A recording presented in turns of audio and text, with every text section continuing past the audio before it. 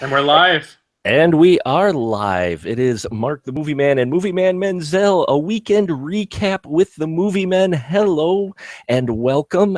Glad to have you back. We're not sure how often we're going to be doing these, but we had so much fun last time, we decided to do another one. How you doing today, Scott? I'm doing good. I think what we should try for, Mark, to make it like really realistic, maybe we should do like a monthly Movie Man recap. Ooh, I could be down with that. I could do So a like monthly. after this month, like I would have to do a lot of catch up when I get back from TIFF, but we can maybe make it happen. Yeah. To be determined. Let's leave it at that. But to be determined. It's the internet. Everything is fluid around here.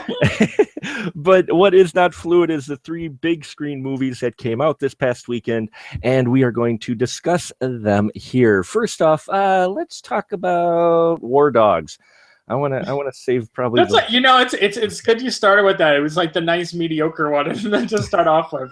It is Todd Phillips giving us the story that's based on the true story of the two young men who scored a $300 million contract with the Pentagon, and we got to see all the trials and tribulations they ended up facing with that, and we get run through that. It stars we've got Miles Teller and Jonah Hill playing the two principal young guys who win the contract. And yeah, Scott, how'd you feel about this film? Was it better than expected?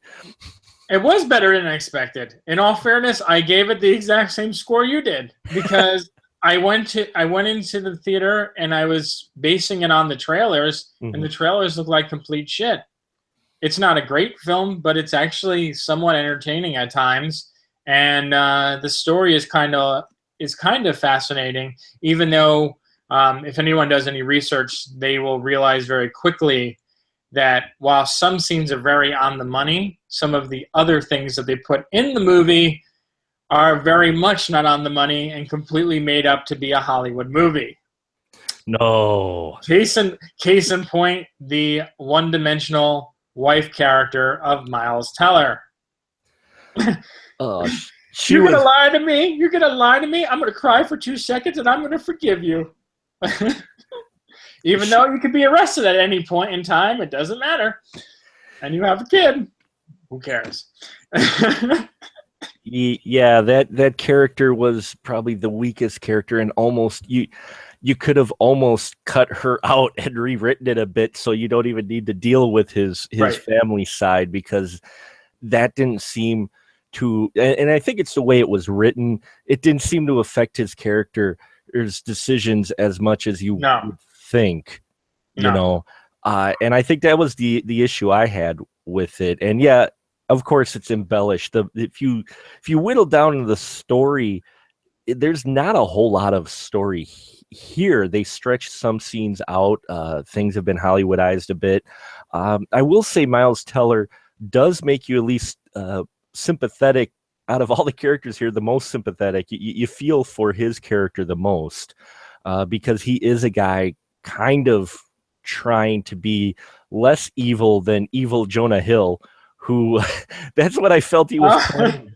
I don't think he was trying to play a character. It just felt like it was mirror universe Jonah Hill. You know? Yeah, it was like, and then like at times normal Jonah Hill would pop out. Like, it was so weird. It was just like watching. He's like, all right, I'm going to try to act. And then I'm like, no, I'm not. I'm just going to play myself. And it just kind of kept going back and forth with it. But I agree with you on Miles Teller. And I actually even said in my review that I felt, normally Miles Teller kicks ass in independent films. And very rarely do you ever see him really deliver the goods in a mainstream big budget film. I actually thought like his character had depth in this movie. I felt like it kind of had some emotion. We've talked about the wife character already, but like that didn't really work at all. But at least the character went through some motions, and did some changing. So I really do give him credit there. And the story, like you and I talked about, I think you should bring this up, is The Lord of War. Very similar to that. But that is I think a better movie. I think I was going to say, I just, while watching this, I was going, I want to watch Lord of War again. And that's sad. It's silly because it's a Nick Cage film. and I'm not exactly Nick Cage films are hit or miss with me, but I really enjoyed Lord of War quite a bit. And when I was watching this, I kept going back to it. That's why when Bradley Cooper shows up as kind of the badass character, I was like, I want to see more of him, Yeah. and what his character does almost, and I dug Kevin Pollak showing up in here. I always like him as a character as well. But yeah, in general, it felt like they took, and you could understand when you see in the credits, it's based off of a article in the Rolling Stones. It felt like a script based off an article. There wasn't a huge amount here, and it felt like they were trying to make more than maybe what was there, and there's some comical moments in that. It wasn't horrible. It's just I've seen the number of beats and things that they did in this film we've seen in other films done better, and I kept kind of dropping to that. But I'd say it's worth a matinee price. I think so too. It's one of those movies, like I call it a summer surprise, because even though like I don't think it's like a must see, go run out and see it, I think I even said the matinee thing in my review. It's just that it was surprisingly a lot better than you expect, considering Todd Phillips. The first Hangover movie, a lot of people liked it. I'll even admit that I enjoyed it, but then the second and third one, it just was like beating a dead horse. And then like he just hasn't had any other big hits since then. So, you go in there and then you have Jonah Hill like looking like he's playing Jonah Hill, and then Miles Teller usually in a big budget movie doesn't work. So everything just kind of looked like it was a recipe for disaster. So coming out of it, I think I'm giving this film, and I'm sure you kind of feel the same way, you give this film a little bit more credit than it probably deserves. And it seems like that's been happening across the board, because everyone expected total shit, and they got something that was actually halfway decent and somewhat entertaining. Yep, and that's where I stand too. It's halfway decent, somewhat entertaining. If you're a fan of like Miles Teller and Jonah Hill, you'll probably really love it. It had more serious bits in it than I thought, which was also refreshing considering who it was coming from. I was surprised at some of the serious moments that they had in here, and it is an interesting window into that time period as well. It's an interesting little window into that time of history. So yeah, overall, I think it's good, though Lord of War did it better. Yep. No, that's good. I completely agree with you on that. So I mean, there's not a whole lot more to really talk about that film too much. So there isn't. I guess the only thing we could really say real quick about the movie is that the trailer, that all the stuff that's shown in the trailer is really the second half of the movie. But like, there's actually a whole beginning half of the movie, which is like how they kind of come to be friends and all that stuff and work together and do different operations. And I thought that part of the movie was actually better than the second half, because the second half felt very much like Lord of War. The setup of it, the first half definitely was better with the characters, and that was really interesting with the whole contracts and getting to meet them and seeing the difference between Miles Teller and Jonah Hill's character. I thought, that first half definitely was better than we got into the trailer bit of film. This is what the real movie is now. Yeah.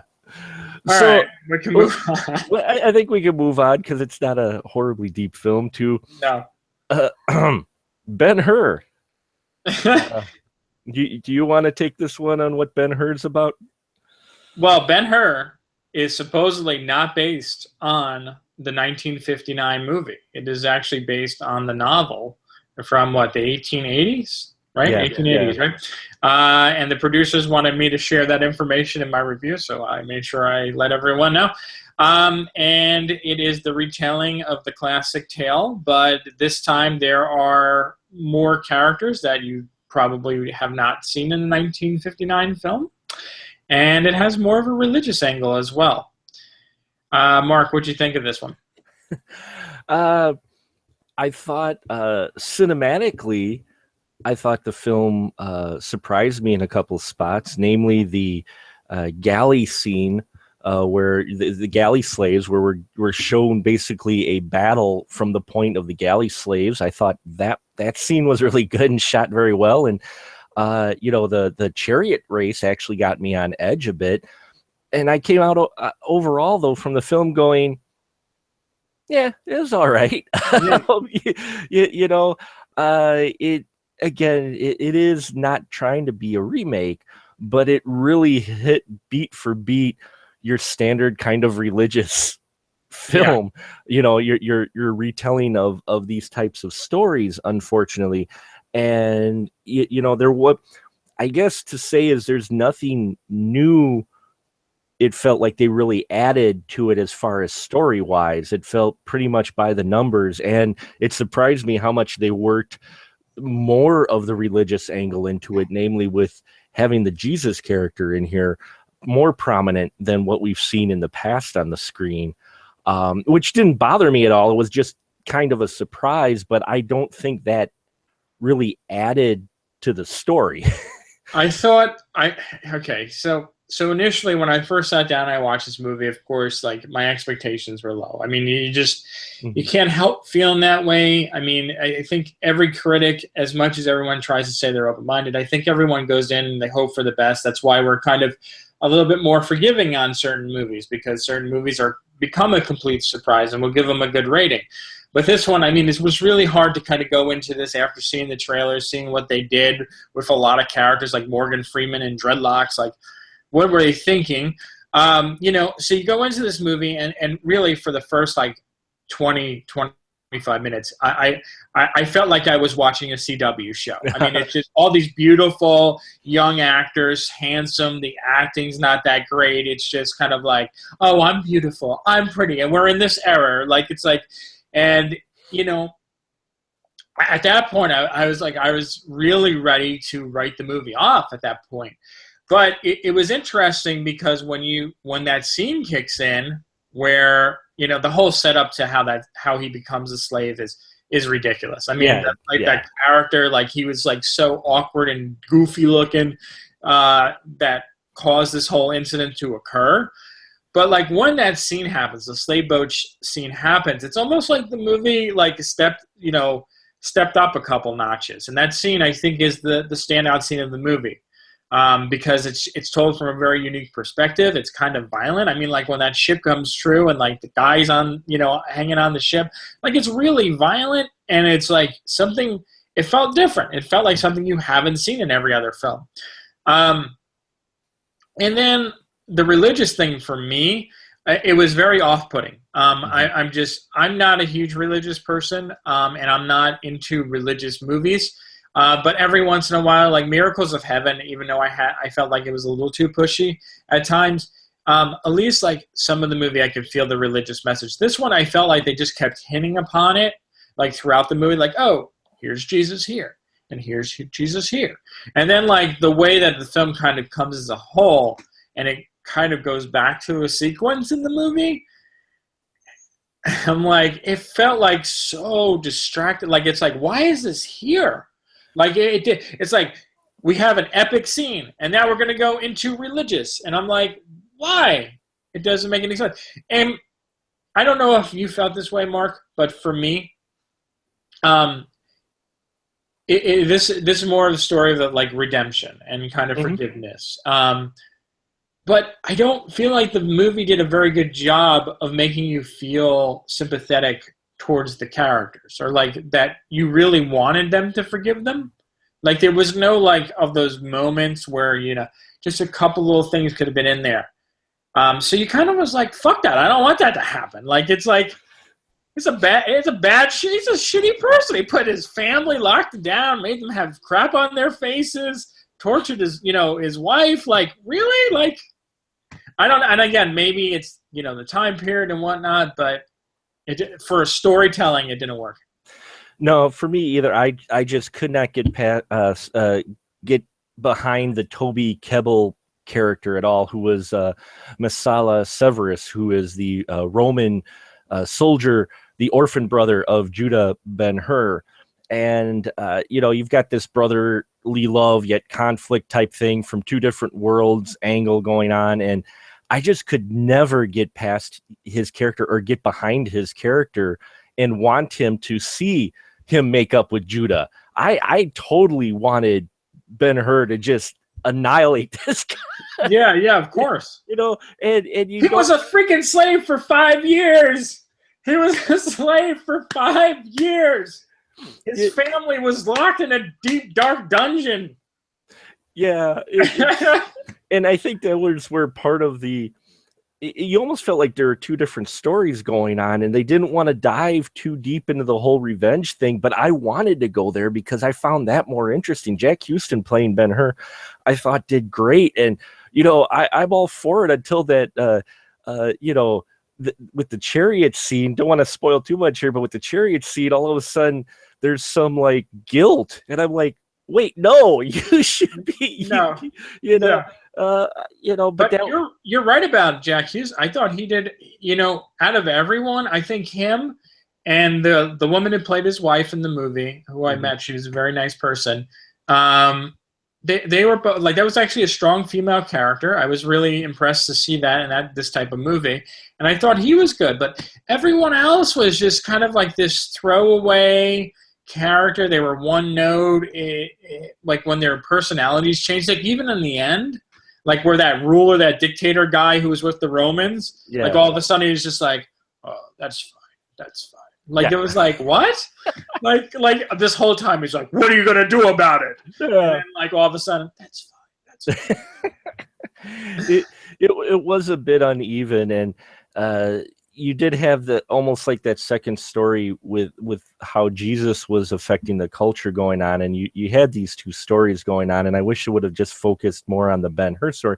Not that I have anything against that. It just, as same with you, it took me out of, I was getting into it, and then we'd go to here, you know, meanwhile in Jerusalem, Jesus is saving people, and it's like, I wanted to just stick with Ben-Hur throughout and have it just be about him and his conflict with his brother, and not have this other element in there.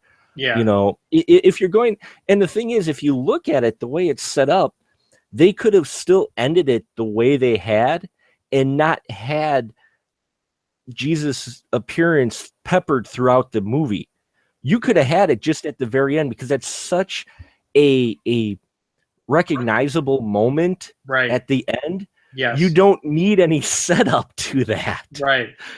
You really don't. And I guess for me, like you, that took me out of it. I don't mind it at all, but just for the way the rest of the story was, I was like, eh. But Are you amazed that John Ridley wrote this? Because I was. I can't believe that. Yeah, I mean, it was, you know, and everyone was saying that like it was his script, and like that was even at the press day, like most people were talking about it, and I'm like, how do you go from 12 years a slave to this? Like, I'm so confused. Like, it's not like and like, unless it was one of those situations, and you always kind of, you know, nowadays you kind of have to play this argument because, there's always this so much talk of like, oh, Suicide Squad could have been better if it was the director's version, and Batman versus Superman, and this movie, Fantastic Four, would have been better if it was this guy. So you don't know who really to believe and who's to blame. You know, but talking to the producers, they seem very, very gung-ho about the religious aspects. And, you know, they were really, everything was like faith-based, and if you look them up, they look up their past, they're very much like, we're going to shove our religious agenda down your throat. And I feel like there's certain scenes where you can kind of see where maybe John Ridley wrote, but I don't know, or maybe it's just a second bad follow-up. I don't know, because sometimes that happens too, but I was amazed. Even some of the dialogue in the first half hour was like cringeworthy. It was very strange. It was completely imbalanced. It looked like multiple people wrote it, or at least rewrote it, and had their hand in the writing of the film. Yeah, which we're finding more and more in other films as well. You mentioned Suicide Squad, and that's not the only one. Producers and that seem to be getting their mitts a little bit more into the filmmaking process. At least that's the way it feels. And you do get this uneven storytelling. which, you know, the writer may have intended one way to go, but halfway through the producers go, no, we've got to insert, you know, so and so in here. We've got to put more of this in there, and you know. And so what you get is kind of that uneven storytelling, and in Ben-Hur you get that. Now again, this was just like with War Dogs, though. It wasn't bad. It was better. It was better than I thought it was going to play out. I mean, and I think it's namely because of the scenes we mentioned already, the galley slave scene, as well as that chariot race scene, which apparently took a long time to shoot because they tried 90 days. Yeah, because they tried not to do. They tried to do as little CGI as possible with it, which I'm sure with the horses they had to. Otherwise, of course, the Humane Society would have been setting them on fire. So, but you know, because that chariot race, what'd you think of that? I mean, that's the big, famous kind of. I mean, it was interesting. You know, I saw it in 3D. You didn't see it because you have Moviemen, but the 3D is very distracting. Because the way that they described it was there was multiple cameras set up all on the chariots, and whenever you post convert 3D, it really sometimes it takes you out of the movie more than it helps. I think on animation movies it really kind of sucks you in because it's just the way they're filmed and stuff like that. They really work, but with certain movies it just doesn't work, and this was one of them. And I thought it was very distracting. So I thought like most of it was CGI until I learned at the press day that like no, most of it was real outside of that. But the problem is that that's the one scene that you're always going to notoriously have as a comparison to the original. And even though I thought they did a good job of making it their own, I still felt like it didn't live up to that expectation. Because if you know anything about Ben-Hur, the thing that you know the most is that scene. So you know it's coming, you're waiting for it, and when it's there, you're like, it's good, but it doesn't beat that one. Even though this is not a remake, it's still something that people know. Right. You can't help but compare it, and it doesn't match the classic, but they did a good effort. It was better than it was more entertaining than I thought it was going to be, and it had some tense moments in it. You get into it if you just don't think of the other and you just look at what you're. I bet half the budget went to that. I wouldn't doubt it because it is a complicated scene. There's a whole lot going on in that chariot race. And the story leading up to it and why Ben-Hur was in it and that I kind of like that bit, and Morgan Freeman playing Morgan Freeman. Morgan Freeman playing Morgan Freeman, who doesn't even have a fucking name. Let's be honest. Like, I know he has a name in the credits on IMDb. He does not have a name in the movie. I asked like 4 people about it because I was like, did I miss it? And they're like, no, they were like Black Man or something at one point. He did not have a name in the movie. No, you never hear it either. And I mean, I like always seeing Morgan Freeman in it. And this one, though, that was another character, though, that could have really probably been played by anyone. Yes. And so it's funny to see all these other performers in here, most of them younger performers in that. And then you have Morgan Freeman, and you're like, you could have gotten probably someone else in the type of movie that it is. You're going to have a draw, not on the names, but on the story for this one, or the title. So while it was cool to see him on screen, I don't think he really added much either. So no. Yeah, Ben-Hur, another one that, if you don't mind a strong religious movie, which we are getting more and more wide released strong religious movies out in the last, I would say, 5 years. It's been kind of odd to see come back again, or as some people call them, Christploitation films, because using religious elements just to make money at the screen. But we're getting more of these, and this one I think is one of the better ones out there. And maybe a good matinee price if you don't mind a stronger religious film. But if you're looking for something like the original, watch the original, or watch the Charlton Heston one. Because this one is different in tone than those films. Oh yeah, for sure. So I think we'll move on to the final film, that the big release, at least that I got a chance to see this weekend, which was Kubo and the Two Strings, which if you follow me on Facebook at all, you're probably tired of hearing me say, go see Kubo. And not enough people heard, because I hear it's not doing well at the box office, unfortunately. And that is just a shame, because it's a stop motion animation film about a young boy named Kubo who must locate a magical suit of armor worn by his father in order to defeat a vengeful spirit from the past. And yeah, that's actually a good summary. Thank you, IMDb. Usually they're not too good, but that one's actually good. No, usually they aren't, but that one sums it up well. And I tell you, to me, this film has probably one of the best opening lines I've had in a film in a long time. Scott, what did you think about when this film opened? Did it grab you right away? Oh yeah, I mean, I thought it was a fantastic opening. I mean, and you just and the fact that it's kind of referenced a little bit more throughout the film. I mean, it really it sets the tone, I feel, right away. Mm-hmm. And it really is this magical journey that I was not expecting. I'm going to be honest. The trailers did very little for me for this movie. I know this is a sin, and I'm sorry, people. I have not. I think I've seen one Miyazaki film. Ash loves them. She tells me, like, we have to buy all of them and we have to watch all of them. And, you know, after seeing this, I definitely feel an inspiration to sit down now and watching it, because I feel like just seeing one and seeing his style, this is definitely a love letter. But with that being said, I was not going into this movie with really that high of expectations because of that reason, but also because I was really disappointed with the Box Trolls last year. I was, or the year before, whatever year it came out. I just remember being so hyped up for that, and when I saw it, I was like, this is kind of mediocre. But man, I tell you, from the moment this movie began, you're right, Mark. I mean, it just what don't blink or whatever it is. If you're gonna blink now, if you're gonna blink, do it now. Yeah, otherwise you might miss something. It's like, oh, okay.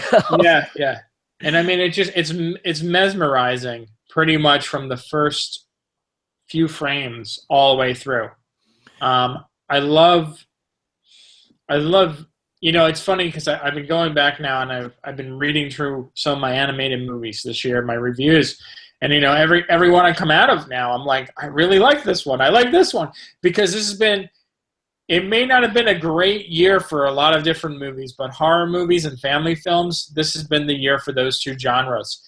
And I mean, Zootopia, Finding Dory. I mean, I even really enjoy The Secret Life of Pets, and now this movie. It's so hard. I don't know. Like, I'm like in my Secret Life of Pets, I'm like, it's going to be hard to top. This is the number 2 movie, but now, like, I think I would put Kubo in my number 2 spot, because I think, like, there's just a level of storytelling here that you don't see every day. There's a lesson being told, and there's importance about family and storytelling, and just being imaginative and like having creativity. I loved it. Yeah, I did too, and I took my sons to go see it actually opening night. I rarely do, but this one I wanted to, and they dug it too. Though my son, he had a little different perspective on it. He wanted some more definition in the world, and that's where I'm glad you brought up Miyazaki, because this really felt like an ode to Miyazaki films, because Miyazaki films don't explain everything either, as far as limits to magic or the rules or anything. You're just kind of dropped into this world, and you have this character you follow through this world, but you're never exactly told everything about it. And I didn't mind that, because the film just grabbed me. The visuals, the fact that it was stop motion as well, gives it just this different texture and different feel than, say, a hand drawn or completely CGI film, because it's got kind of that real world weight to it. And yeah, I loved all the frames in here. The scenes were very artistically set up. The amount of work that had to go into this, I heard it took like an inordinate amount of time to make this film. And I enjoyed Paranorman. I thought Caroline was good. But what I liked, and we've seen this now with, I think this year with the animated films, and what's making them good is I did not feel like it was talking down to its target audience, Right. like a lot of previous animated, not all, but previous animated films, a lot of them seem to do, where they try to soften the material. Oh, we can't go to this dark place or whatnot. There were some moments in Kubo, especially with the two sisters who were voiced by Rooney Mara, that were genuinely frightening.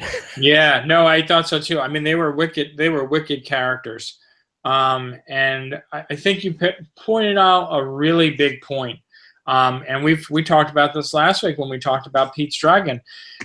There's this level of responsibility that I feel like family films have now started to take, where they know that because you're an adult and you have to take your kids to see these movies, they're not dumbing down the movie or making it specifically for kids anymore. They're making it for everyone, but also they're putting in themes that will spark conversation. Earlier this year, I was raving about Zootopia, and it's still, I think, it's this and that one are really close for me. I don't know where I would rank them yet. I have to think about it and watch them again. But talk about that movie, dealing with race wars and like people being in different boxes and kind of like the discrimination between the female being a bunny rabbit and the male characters. Like there's great themes, and this is another one dealing with loss and sorrow and kind of like believing in yourself and dreams and pushing yourself to the strongest capabilities that you can, and then dealing with villainous and people trying to tear you down. Like really like the witches not only being the people, but also the character, the grandfather at the end, just being about like living in the past, live in the future. And I just love it. And I think you're 100% on the money that the studios and the storytellings have learned to tell that. Mm-hmm. And it's great to see. It's refreshing because, yeah, especially this one. I mean, it's about loss, and it didn't end the way that I thought it was going to, which was a good thing. I know a couple of people kind of I've read a few reviews in that and heard a couple podcasts where people kind of had an issue with how it was resolved. But I thought that was an interesting thing with the townsfolk and the old man at the end, trying not to spoil too much, but just how they resolved everything. Wasn't, with the way the rest of this film went, you weren't expecting, I think, it to end like that, with the main, with the main conflict between Kubo and the final kind of bad guy, the Moon King, if you will.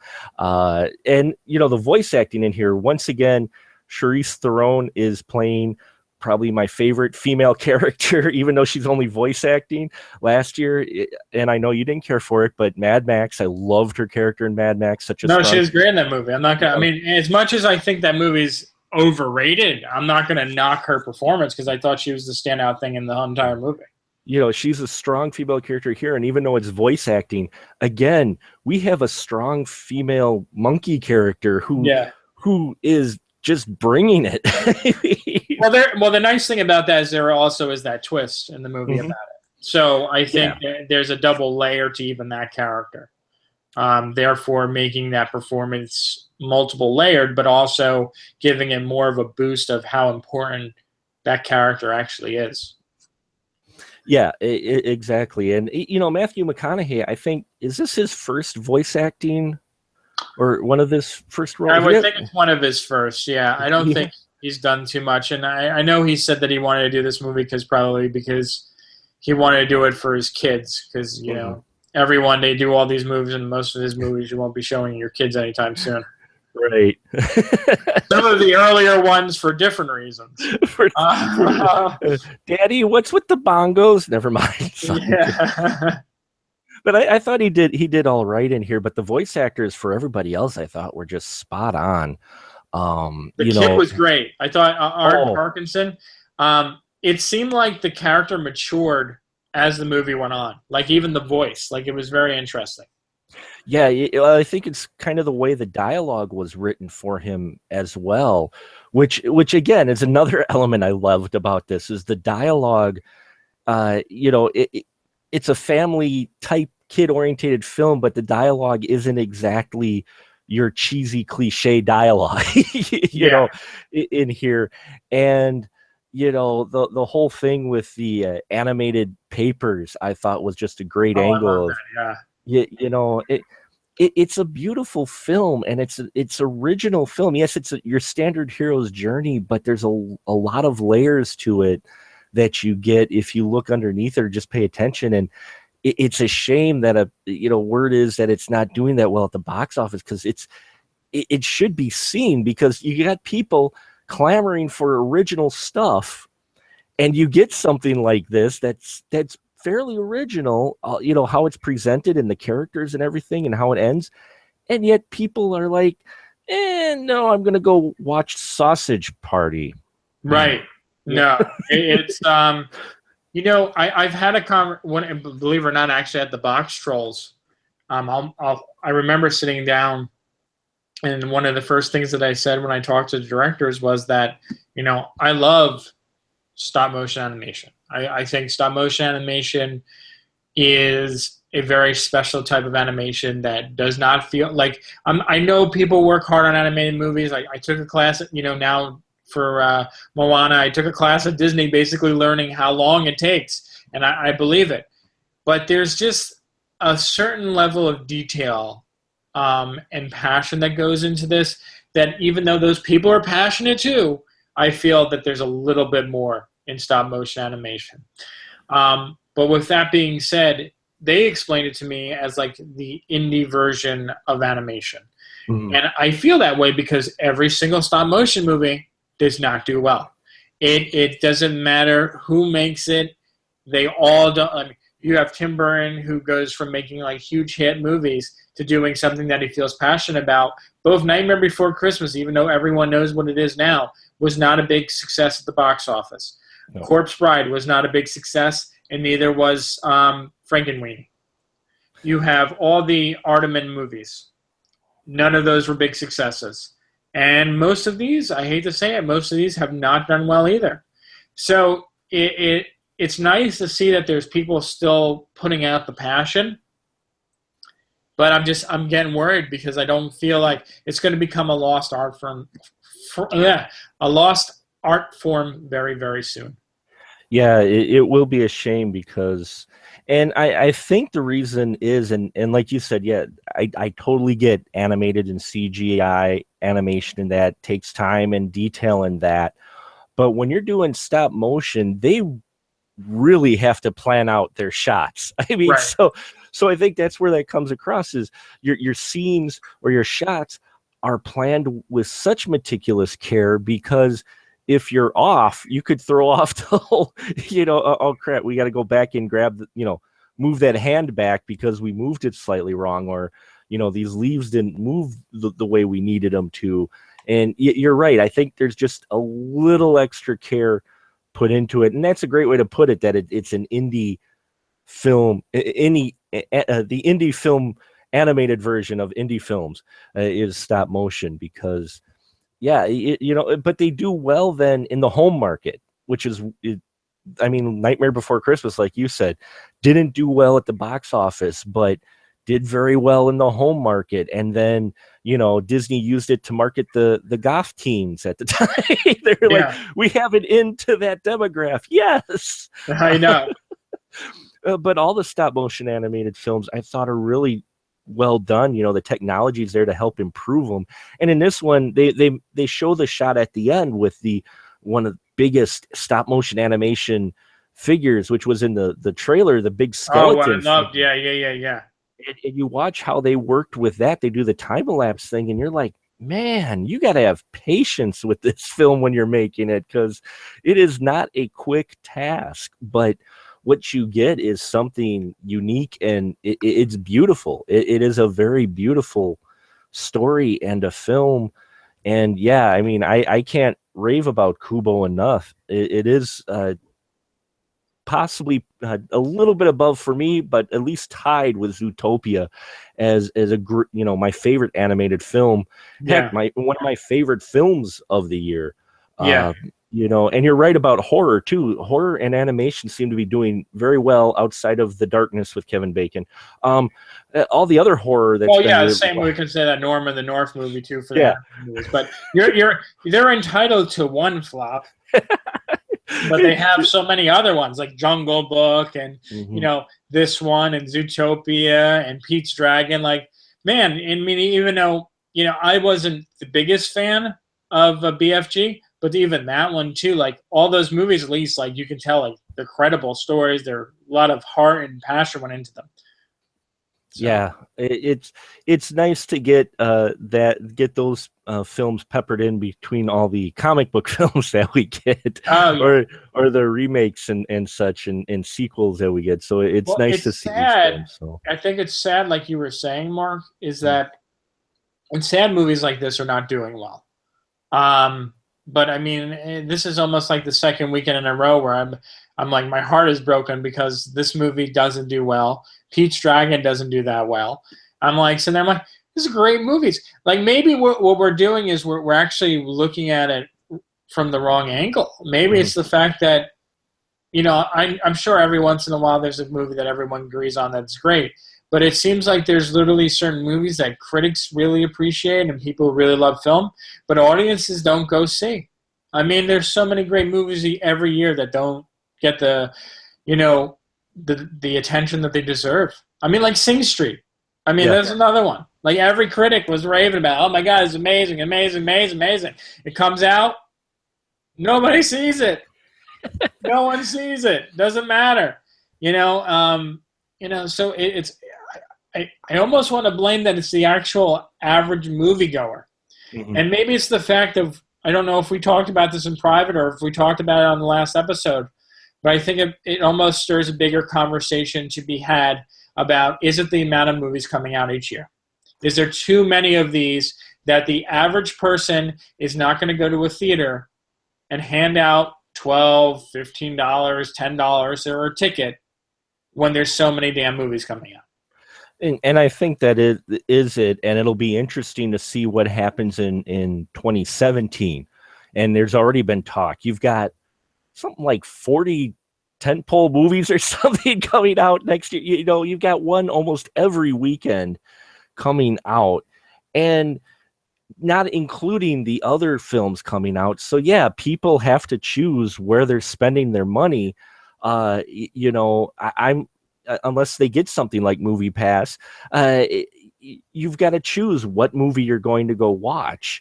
And it's unfortunate that the smaller indie films or the more original films that might not have been hyped up as much as the big name films don't make it at the box office. And then unfortunately producers look at those numbers and go, oh, well, see, there you go. Kubo, great original story, but nope, doesn't make money. We'll go back and making Sausage Party 2. Right. Exactly.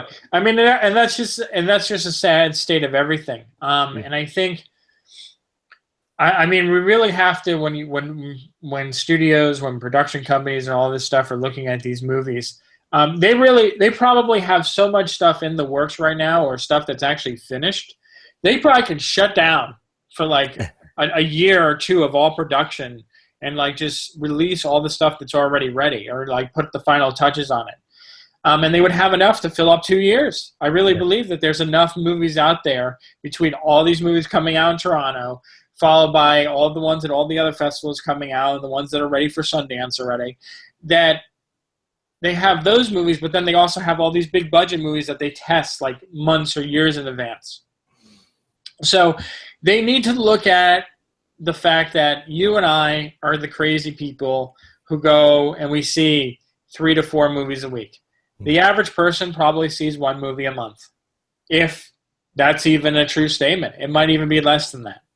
So if they're going to pick 1 movie a month and they have 35 movies to pick from, they're going to pick from the Suicide Squad or the Captain America, because that's the movie that most people talk about. It's the one that was most heavily advertised. It's the one people have seen the most, most things online for, wherever they went for.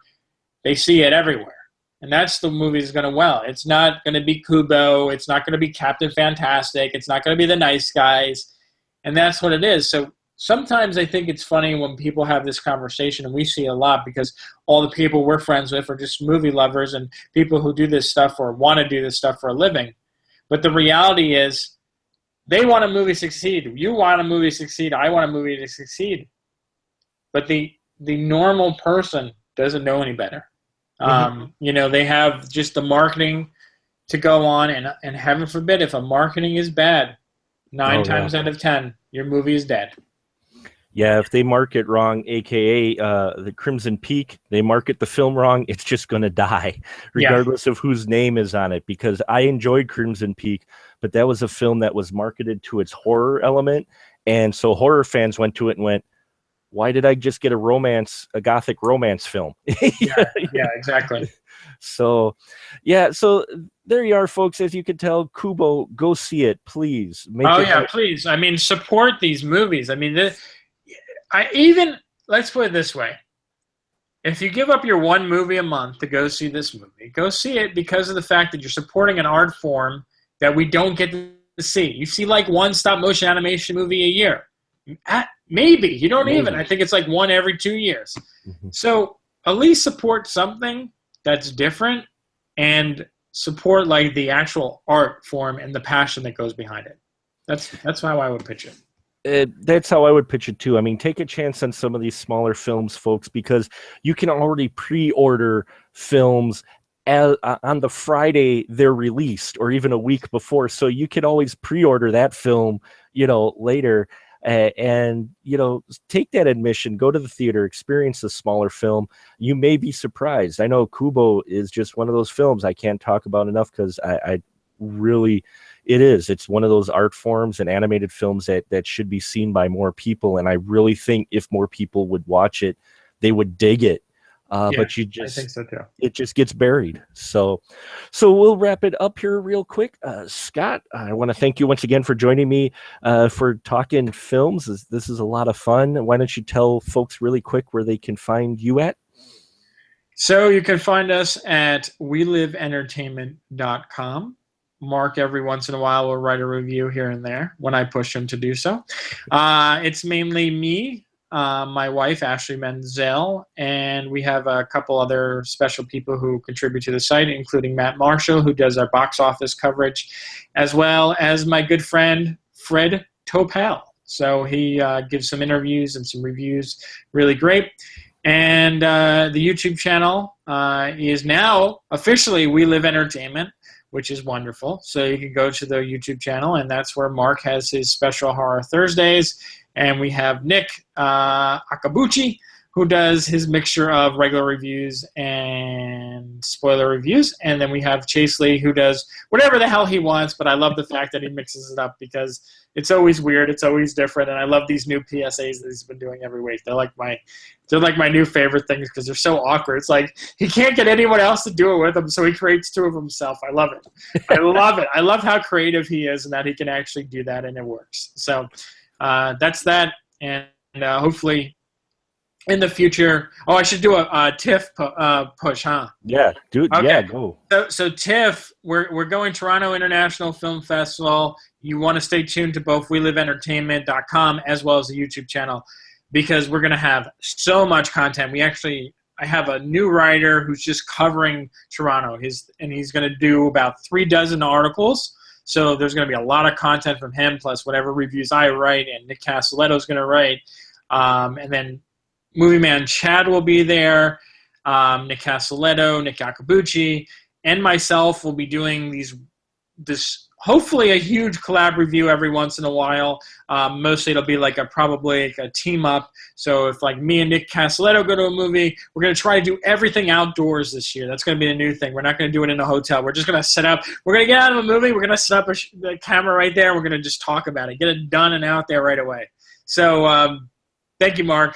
Thank you for letting me spiel about that. No problem. Yeah, check all of that out. They do cover extensive TIFF every year. There's stuff from past years as well you can check out. So I hope you enjoy these. We're hoping to possibly do more. I thank Scott for joining us here for this kind of recap, and not sure what we'll do next one, but keep your eye peeled, and please hit the subscribe if you haven't already. I've got some great reviews coming out this week. I am doing a special feature where I'm featuring some doing reviews for films from a independent film distributor called SGL Entertainment, who do a lot of distribution for indie films, namely indie horror. So look for those, as well as a couple other things going on. We thank you so much, and hope you have a pleasant rest of the weekend.